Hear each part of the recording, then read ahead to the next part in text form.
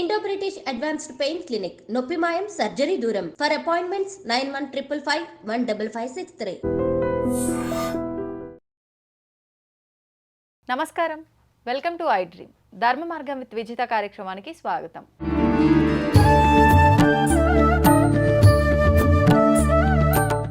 ప్రస్తుత రోజుల్లో చాలా మందికి వివాహం ఆలస్యం అవుతూ ఉండడం చూస్తున్నాం. వివాహం అయినా సరే వివాహ బంధంలో కరెక్ట్గా లేక రకరకాల ఇబ్బందులు, ఒడిదుడుకులు అలా నెట్టుకొస్తూ ఆ జీవితాన్ని కొనసాగించే వాళ్ళు ఉన్నారు. మేము ఇంకా ఈ జీవితాన్ని కొనసాగించలేము అని చెప్పి విడాకుల వరకు వెళ్ళే వాళ్ళు ఉన్నారు. అయితే ఇలా కాకుండా దానికి ఒక పరిష్కారం చూసుకోవాలి అనుకునే వాళ్ళకు లలితా సహస్రనామంలోంచి ఒక మంచి నామం కనుక పారాయణం చేసుకుంటే మంచి ఫలితం ఉంటుందని చెప్పారు అమ్మగారు. ఇప్పుడు అమ్మతో మాట్లాడి తెలుసుకుందాం ఆ మంత్రం ఏంటి అనేది. ప్రస్తుతం నాతో పాటు ఉన్నారు శ్రీ విద్యా ఉపాసకులు డాక్టర్ పేరి అరుణ గారు. ఇప్పుడు వారితో మాట్లాడిద్దాం. అమ్మ నమస్తే. నమస్తే అమ్మ, శ్రీమాత్రే నమః. అమ్మ, చాలా మందిలో ఆడవారికైనా కానివ్వండి, మగవారికైనా కానివ్వండి, వివాహ సమయం దాటిపోయినా సరే వివాహం అవ్వకపోవడము, ఒకవేళ వివాహం అయినా సరే ఆ దాంపత్యం అనేది సజావుగా లేకపోవటము, రకరకాల ఇబ్బందులు అయితే చూస్తున్నామమ్మ భార్యాభర్తల మధ్య కూడా. అలాంటివి లేకుండా ఉండాలి అంటే లలితా సహస్రనామంలోంచి ఏ నామం పారాయణం చేస్తే బాగుంటుంది? అవునమ్మా, చాలా మంచిది. నిజంగానే మన లలితా శాస్త్రంలో ప్రతి నామము కూడా ఒక రెమెడీ అమ్మా. ప్రతి దానికి ఒక రెమెడీ మన లలితా శాస్త్రంలోనే కనిపిస్తూ ఉంటుంది. ఎప్పుడైతే మనం దాన్ని పట్టుకుంటామో మనకి దాంట్లో ఫలితం కూడా కనిపిస్తుంది. అలాంటిది ఇప్పుడు మీరు అడిగిన క్వశ్చన్ కూడా ఈ జనరేషన్లో ఈ వివాహంతో సంబంధించిన చాలా చాలా ప్రాబ్లమ్స్ నడుస్తున్నాయి. ఒకటి పెళ్ళి అవ్వకపోవడం కూడా, కొంచెం లేట్ మ్యారేజెస్, దానికి ప్లస్ మ్యారేజెస్ అయినా కూడా వాళ్ళల్లో సరైన దాంపత్య జీవితం లేకపోవడం, ఇది చాలా జరుగుతున్నాయి. సో దీనికి కారణము ఏమిటా అంటే మన ఒకటి ఎక్స్పెక్టేషన్స్, మెయిన్ కారణం ఎక్స్పెక్టేషన్స్. అది మగపిల్లాడు అవనండి, ఆడపిల్ల అవనండి, వాళ్ళకి ఎలా కావాలో అలాగే కనుక దొరకకపోతే వాళ్ళు వెనకాల వెయిట్ చేస్తున్నారు, వస్తారు వస్తారు వస్తారని. దానివల్ల ఏంటవుతుంది? లేట్ మ్యారేజెస్ అవుతున్నాయి. First expectation. లేట్ మ్యారేజెస్ అవుతున్నప్పుడు అప్పుడు కాంప్రమైజ్ అవుతున్నారు. ఇంకా చూశారు ఒక అప్పుడు ముందు ఏదైతే వద్దు వద్దు వద్దు ఇది కాదు ఇది కాదు ఇది కాదని అనుకున్నామో, ఆ లేట్ మ్యారేజ్ వచ్చేసరికి అప్పుడు చూద్దాం పర్వాలేదులే ఆ లెవెల్కి వస్తారు. అప్పటికి ఆల్రెడీ లేట్ అయిపోతుంది. అప్పుడు కొంచెం కాంప్రమైజేషన్ దాంట్లోకి వస్తారు. అలాంటప్పుడు వాళ్ళది ఒకళ్ళకొకళ్ళు సరిగ్గా అర్థం చేసుకుని వాళ్ళ ఆ బంధం కనుక సరిగ్గా లేకపోతే అక్కడే మనకి ఈ డైవర్సులు, విడాకులు ఇలాంటివన్నీ స్టార్ట్ అవుతాయి. వాళ్ళిద్దరి మధ్యన ఆ బంధం సరిగ్గా లేకపోయేసరికి.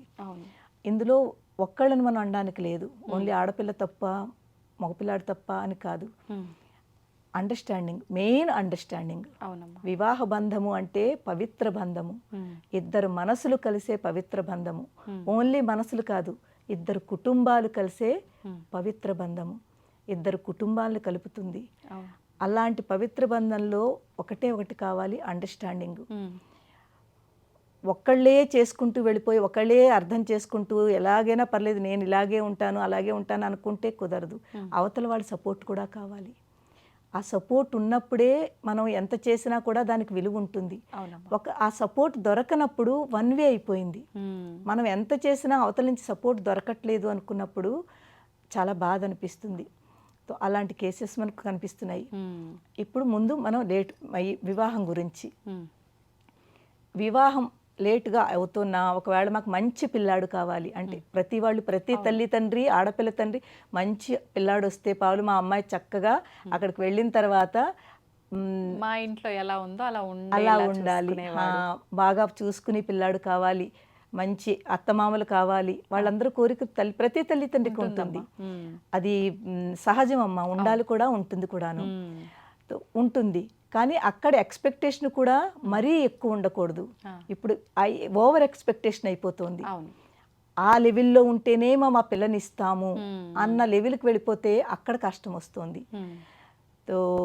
ఇప్పుడు ఆడపిల్లలు తక్కువైపోయారు, మగపిల్లలు ఎక్కువైపోయారు. చాలామంది ఇప్పుడు మగపిల్లలు ఎంతమందో అలాగా ఆడపిల్లలు ఎక్కడా అని వెతుకుతున్నారు. సో ఆ పరిస్థితికి వచ్చేసాం మనము. సో అలాంటప్పుడు లలితా శాస్త్రంలో ఒక నామం ఉంది, కామేశబద్ధ మాంగళ్య సూత్ర శోభిత కంధరా. అంటే కామేశ్వరుడు ఎవరు? అమ్మవారి యొక్క భర్త. ఆయన మంగళసూత్రము అమ్మవారి మెడలో కట్టారు. కామేశ్వరుడు అమ్మవారి మెడలో మంగళసూత్రం కట్టారు. ఎప్పుడైతే అమ్మవారి మెడలో మంగళసూత్రం కట్టారో అమ్మవారి మెడ కోటి సూర్యులాగా మెడంతా కూడా కాంతివంతంగా మెరిసిపోతోంది. ఎందుకుట? ఆ మంగళప్రదమైన మంగళసూత్రము ఆవిడ మెడలో కామేశ్వరుడు కట్టిన మంగళసూత్రం యొక్క దాని యొక్క కాంతి, దాని యొక్క మంగళప్రదము శుభప్రదమైన మంగళసూత్రం యొక్క కాంతి అమ్మవారి మెడంతా కూడా చాలా మంగళప్రదంగా కనిపిస్తోంది, కాంతివంతంగా కనిపిస్తోంది. ఇక్కడ ఇద్దరికి ప్రేమ కూడా కనిపిస్తోంది.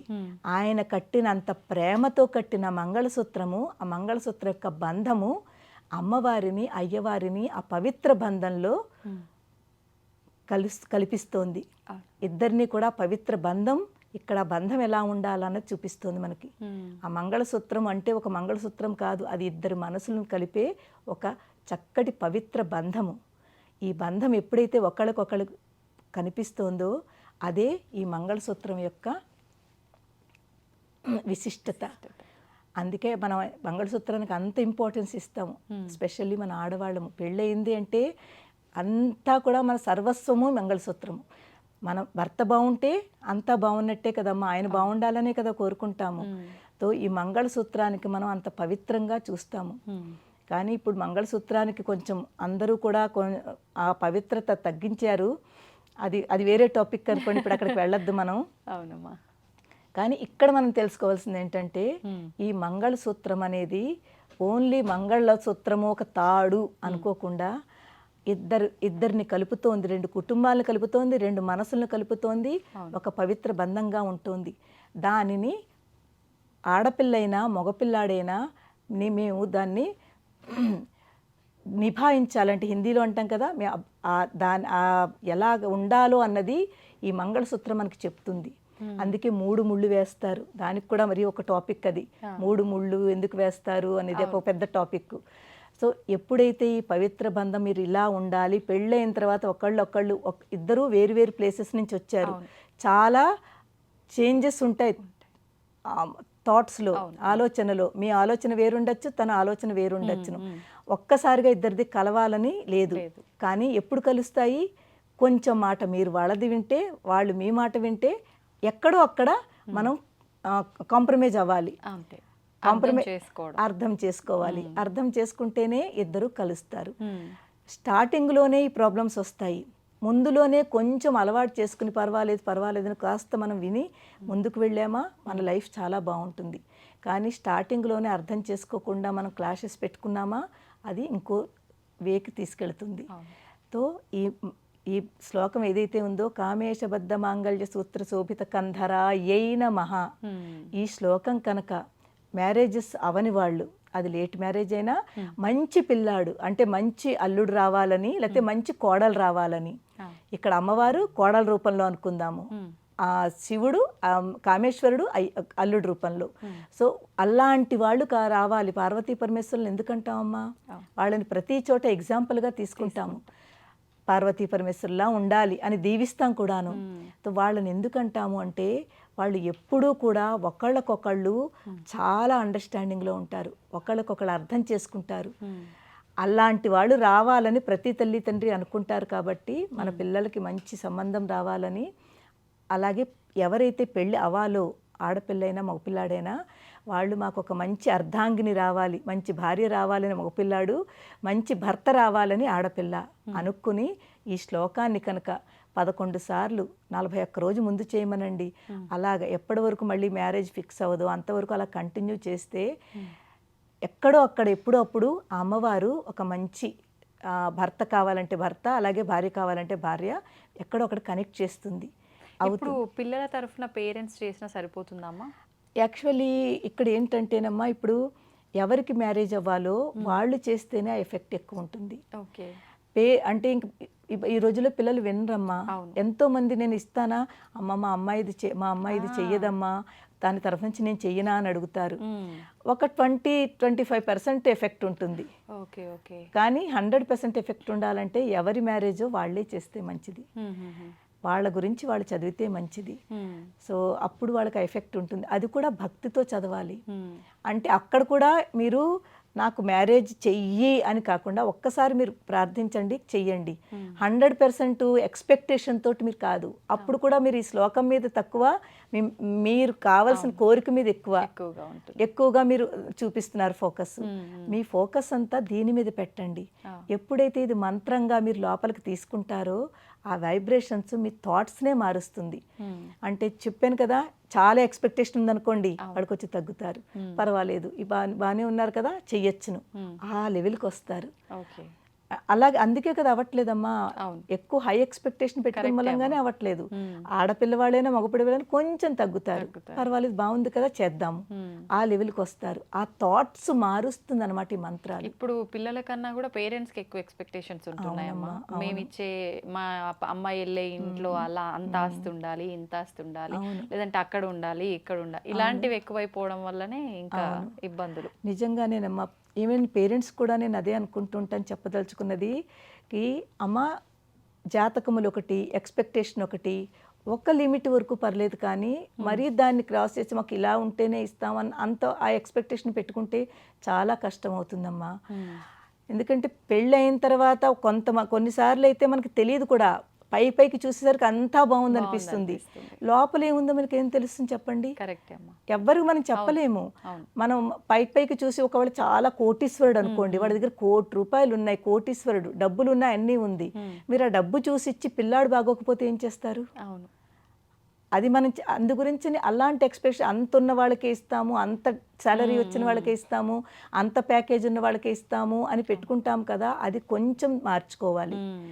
తర్వాత ఏమో ఒకటి కొంచెం ఎక్స్పెక్టేషను దాన్ని తగ్గించుకోండి. రెండోది కొంచెం ఓపెన్ అప్గా ఉండాలమ్మా. ఓపెన్ అప్ అంటే ఏంటంటే ఈ కాస్ట్ అనేది, తర్వాత ఏమోనో ఇవన్నీ కూడాను ఇలాగే ఉంటే చేస్తాము, మా కాస్ట్ అయితేనే చేస్తాము, రెండో వాళ్ళకి ఇవ్వము అనుకుంటూ ఉంటారు కదా, అక్కడ కూడా లేట్ అవుతున్నాయి మ్యారేజెస్. వాళ్ళల్లో వాళ్ళ కాస్ట్లో వాళ్ళకి అస్సలు దొరకట్లేదు. అలా అని చెప్పి ఇంటర్ కాస్ట్ మ్యారేజ్ అని కాదు, కొంచెం అంటే మనలో నేను లెవెల్స్ ఉంటాయి. ఇప్పుడు మా శాఖలో మాకు ఇది హై లెవెల్, వాళ్ళకే చెయ్యాలి అని కొంతమంది అనుకుంటారు. ఫర్ ఎగ్జాంపుల్ మేము ద్రావిడ అనుకోండి, బ్రాహ్మిన్స్లో మేము ద్రావిడ పిల్లాడికే ఇస్తాము అని మనసులో పెట్టుకున్నారనుకోండి, అక్కడ మీకు లిమిట్ అయిపోయారు. మీకు ఏది దొరకాలో అంత గమ్మున ఈజీగా దొరకరు. అదే కనుక బ్రాహ్మలై ఉంటే చాలు అనుకున్నారు అనుకోండి, అప్పుడు మీకు ఇంకా ఎక్కువ కొంచెం ఓపెన్ అవుతాయి, ఎక్కువ మంది ఉంటారు. సో ఇలాగనమాట. అదే ఎవరి దాంట్లోనే కొంచెం ఓపెన్ అప్గా, ఒక్కటే అదే కావాలనుకోకుండా కొంచెం ఫ్రీక్వెంట్గా అనమాట, కొంచెం ఓపెన్ అప్గా పెట్టుకుని పర్వాలేదు వీళ్ళనైనా మనం చేసుకోవచ్చును అని పెట్టుకుంటే మన దగ్గర ఎక్కువ ఛాన్సెస్ ఉంటాయి. ఉంటే త్వరగా అవడానికి మనకి ఛాన్స్ ఎక్కువ ఉంటుంది. ఆ లిమిటేషన్ పెట్టుకున్నాం అనుకోండి చాలా టైం పడుతుంది. ఆ టైం మూలంగానే లేట్ మ్యారేజెస్ అవుతున్నాయి. ఇంకా పెళ్లి చేసుకోవాలన్న ఇంట్రెస్ట్ వీళ్ళకి పోతుంది, సంబంధాలు చూసే ఆలోచన వాళ్ళకి తగ్గిపోతుంది, బాధ పెరిగిపోతుంది అందరికి. ఇక్కడ ఇంకొక విషయం అమ్మా, నేను ఆడపిల్లల పరంగా చెప్తున్నాను. పాపం ఆడపిల్లలందరూ కూడా పేరెంట్స్ ఎప్పుడు పిల్లలకు మంచి చేయాలని చూస్తారు. ఒకవేళ ఇప్పుడు చూడండి, నేను లవ్ మ్యారేజ్ కూడా ఇప్పుడు ఎగెన్స్ట్ కాదు, నాకు చాలా చాలా మంచిది అనిపిస్తుంది. పాపం ఆ పిల్ల నచ్చుకుంది, పిల్లాడు నచ్చుకున్నాడు, చేసుకున్నారు, ఎంతో మంది చాలా హ్యాపీగా ఉన్నారమ్మా.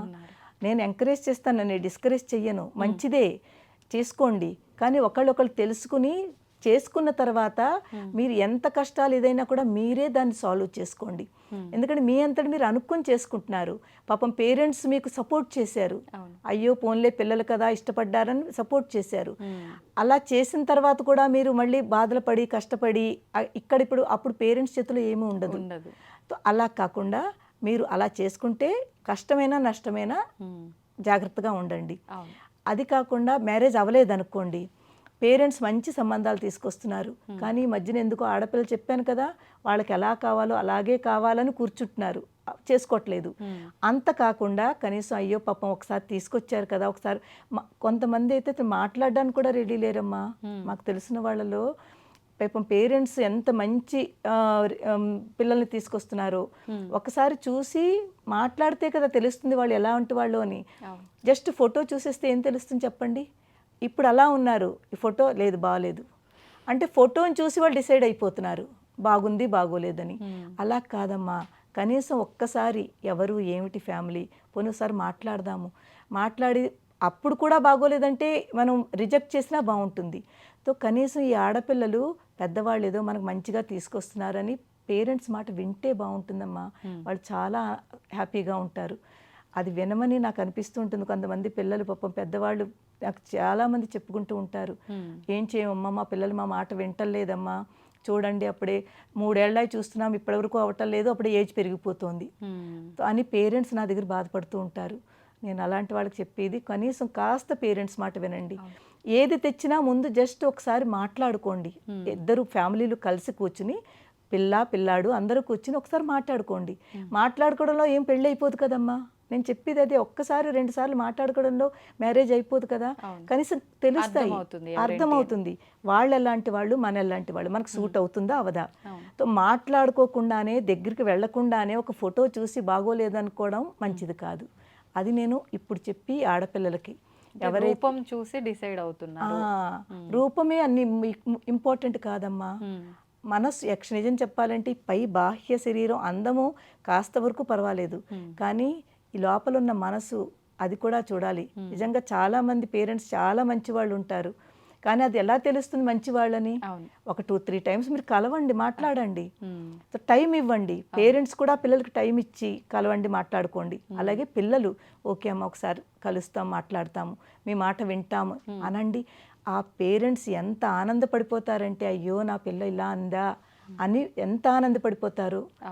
అలాగా ఆ పిల్లలు ఉంటే పేరెంట్స్ కనిపిస్తుందా మా పిల్లలు మా మాట వింటున్నారు, కనీసం వాళ్ళు మమ్మల్ని అర్థం చేసుకుంటున్నారు అని. ఈ మధ్యన పేరెంట్స్ చాలా డౌన్గా ఉన్నారమ్మా ఈ విషయాల్లో. ఏమీ చేయలేకపోతున్నారు. తర్వాత ఏంటంటే పెద్ద వయసు వచ్చిన తర్వాత పేరెంట్స్ మాట వింటలేదు, కానీ పేరెంట్స్ పిల్లల మాట వినవలసి వస్తుంది. తప్పట్లేదమ్మా, ఇంకా ఆప్షన్ లేదు అక్కడ. సో అప్పుడు నాకు అనిపిస్తుంది అయ్యో కొంచెం 100% తప్పు వాళ్ళ పేరెంట్స్లో ఉందనుకోండి, పిల్లలు కూడా అనొచ్చు. నేను దానికి నేను ఎక్సెప్ట్ చేస్తాను. ఇప్పుడు మనం ఏదైనా తప్పు చేస్తుంటే అమ్మా ఇది తప్పమ్మా అంటే అయ్యో నిజమేనమ్మా నువ్వు కరెక్ట్ చెప్పావమ్మా అని తప్పకుండా వాళ్ళని ఎంకరేజ్ చేయాలి. అది మనం ఎంత పెద్దవాళ్ళ పేరెంట్స్ అయినా సరే, మనది తప్పు మనకు తెలియనప్పుడు మన పిల్ల మనకు చెప్పినప్పుడు అది ఎక్సెప్ట్ చేయాలి, ఒప్పుకోవాలి. కానీ పిల్లలు కూడా అమ్మా నువ్వు ఇలా చేస్తున్నావు కదా, ఇది వద్దమ్మా ఇలా అని పిల్లలు కూడా వినాలి. 2 వైపుల నుంచి కూడా చెయ్యాలి. అందు గురించి మ్యారేజెస్ విషయంలో ఎవరైతే లేట్ మ్యారేజెస్ అవ్వట్లేదని బాధపడుతున్నారో ఎవ్వరూ బాధపడకండి అమ్మా. మనకి టైం వచ్చినప్పుడు తప్పకుండా అవుతుంది, కానీ కాస్త మన తరఫు నుంచి కూడా ఒక ప్రయత్నం చేయాలి. ప్రయత్నం చేయకుండా మీరు ఏదో పై నుంచి అలా అనుకుంటే పెళ్ళి అవ్వదు. ఈ శ్లోకం వాళ్ళకి చాలా బాగా పనిచేస్తుంది. దానివల్ల మీ థాట్స్ మీ ఆలోచనలు మారుతాయి, మీకు అంత మంచి జరుగుతుంది. అందు గురించి కామేశబద్ధ మాంగళ్య సూత్రశోభిత కంధరాయైన మహా ఈ శ్లోకం మీరు వీలుంటే 41 రోజు చెయ్యండి, 11 సార్లు చదవండి. తర్వాత మీకు చాలా బాగా మంచి జరుగుతుంది. పెళ్ళైన వాళ్ళు కూడా ఈ శ్లోకం చదువుకుంటే వాళ్ళ దాంపత్య జీవితం చాలా బాగుంటుంది, అన్యోన్యంగా ఉంటారు, కలిసిమెలిసి ఉంటారు. అదమ్మా. నిజంగా మీరు చెప్పిన మాటలన్నీ కూడా అక్షర సత్యాలు అని పెద్దవాళ్ళు చెప్తుంటారు కదమ్మా, నిజంగా వాస్తవాలమ్మా. ప్రతి ఒక్కరు కూడా పేరెంట్స్ అయినా ఇప్పుడు మీరు చెప్పిన రకంగా ఉన్నవాళ్ళు ఉన్నారు, అందరూ అని చెప్పలేం, కానీ పేరెంట్స్ అలానే ఉన్నారు, పిల్లలు అలానే ఉన్నారమ్మా. ఈ వీడియో కనుక చూస్తే అందరికీ ఒక మంచి మెసేజ్ ఇచ్చినట్టే అమ్మా. ధన్యవాదాలు. శ్రీమాత్రే నమః అమ్మా.